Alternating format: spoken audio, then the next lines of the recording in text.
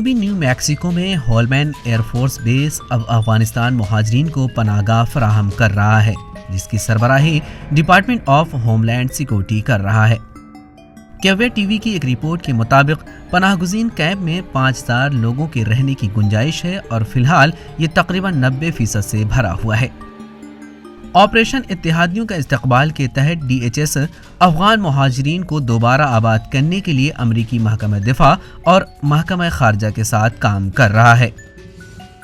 Biden انتظامیہ کے مطابق تقریباً 9000 افغانیوں کو امریکہ میں دوبارہ آباد کیا گیا ہے اور 50,000 سے زائد امریکی فوجی اڈوں پر عارضی رہائش گاہوں میں رہ رہے ہیں۔ اس کے علاوہ اگلے سال 30,000 یا اس سے زائد لوگوں کے پہنچنے کا امکان ہے۔ اگست میں افغانستان سے امریکی افواج کے انخلا اور طالبان کے قبضے کے بعد مہاجرین افغانستان سے نکل گئے اور امریکہ میں پناہ لے لی ہے۔